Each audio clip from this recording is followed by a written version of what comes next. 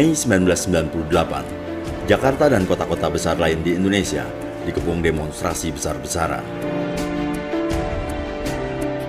Tujuannya satu, menuntut reformasi.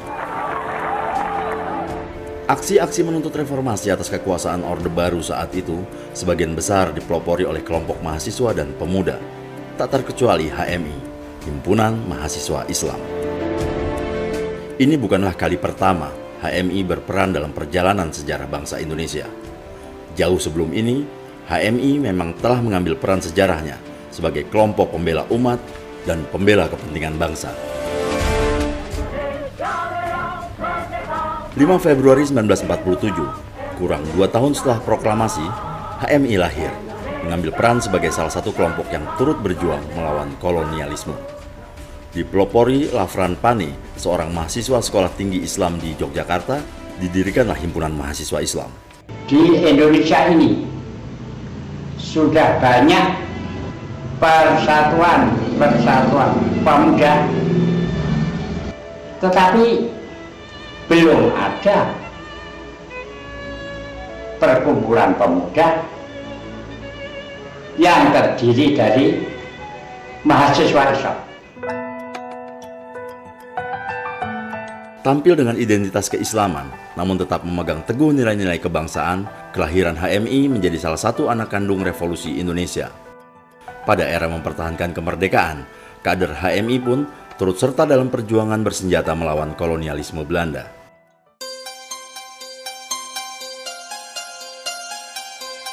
Peran penting HMI dalam perjalanan bangsa terus berlanjut. Tahun 60-an, pada era konflik ideologis di Indonesia makin meruncing, HMI terseret dalam pusaran intrik dan konflik tersebut.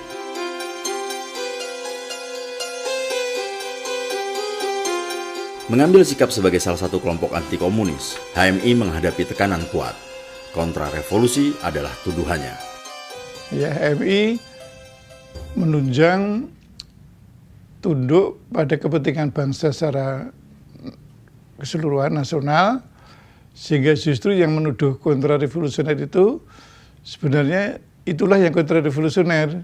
Jadi filosofinya kalau mau digampangkan, kalau Anda dituduh pencuri atau maling, buktikan bahwa Anda itu polisi yang nangkap maling.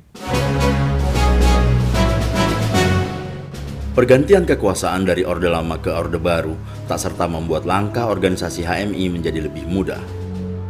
Beragam pengendalian menghadang laju organisasi kemasyarakatan, tak terkecuali HMI.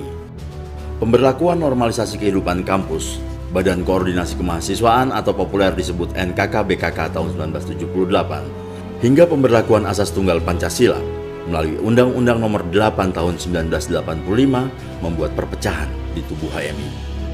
HMI yang sejak semula berasaskan Islam terbelah menjadi dua kubu, yaitu antara kubu yang mempertahankan asas Islam dan kubu yang berusaha mengikuti perintah Presiden Soeharto dengan menerapkan asas tunggal. Bubarkan di fungsi ABRI, cabut NKK-BKK, kembalikan Dewan Mahasiswa pada porsinya, kemudian cabut asas tunggal dan rombak kabinet. Ketika kekuasaan Orde Baru terus berlanjut, HMI tak lantas tunduk dan duduk diam. Tanpa ragu, HMI mengambil peran mengkritik dan menjadi inisiator bagi demokratisasi kehidupan bernegara. Menteri Dalam Negeri dalam hal ini waktu itu adalah Jenderal R. Hartono mengatakan hanya HMI yang siap dengan konsep perubahan undang-undang politik yang dituntutkan oleh berbagai pihak melalui media massa. Saya memutuskan untuk menyatakan berhenti dari jabatan saya sebagai Presiden Republik Indonesia. Mungkin momen inilah yang ditunggu-tunggu sebagian besar rakyat Indonesia yang telah lelah dengan gaya kepemimpinan Soeharto. Pasca Orde Baru tumbang, Indonesia memasuki era baru yang penuh harapan, era reformasi namanya. Tak terkecuali, HMI pun menyambut era ini dengan penuh gairah. Meski angin demokratisasi telah berhembus, bukan berarti tak ada lagi tantangan bagi HMI. Menurutnya kader HMI di kampus-kampus, Islam yang diidentikan dengan kekerasan, hingga alumni HMI yang banyak berorientasi pada kekuasaan adalah beberapa soal penting yang dihadapi HMI hari ini. Tantangannya secara internal kita dihadapkan kepada bagaimana HMI bisa kembali eksis di kampus-kampus di mana dulu HMI pernah jaya. Kemudian kita dihadapkan pada tantangan menghadirkan Islam yang lebih sesuai dengan visi Cak Nur lah gitu ya. Hari ini HMI memasuki usia 68 tahun. Memang bukan waktu yang singkat, namun bukan pula berarti cukup sudah waktu yang dilalui oleh HMI.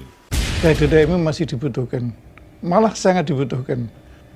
Nah, HMI harus tetap pegang teguh cita-citanya buat apa HMI didirikan. Selama negara ini masih ada, saya kira peran dari kelompok-kelompok intelektual seperti yang dikembangkan oleh HMI ini akan semakin banyak dibutuhkan. Saya harapkan adik-adik HMI baik di struktural maupun luar struktural kembali kepada hitoh perjuangan HMI.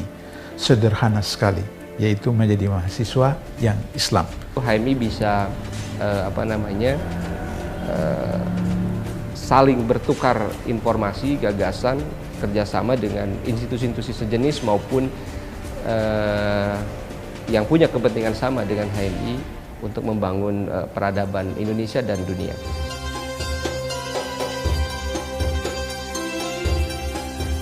Perjuangan tak mengenal kata berhenti. HMI teruslah berdiri di depan, menjadi pembela paling tangguh atas cita-cita menuju masyarakat adil dan makmur yang diridhoi Allah Subhanahu wa Ta'ala.